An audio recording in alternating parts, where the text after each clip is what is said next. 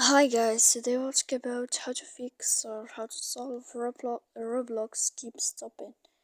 To know how to fix or how to solve Roblox keeps stopping, you should just go to settings.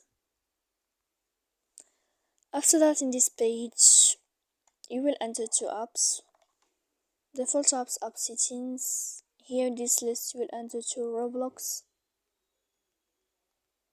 When you'll find it in this page of app info, you will enter to first stop and you will click OK.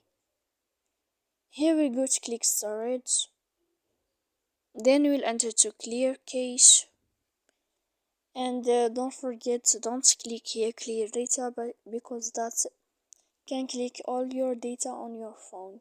So please don't forget to support us by like and subscribe. See you next time in another video.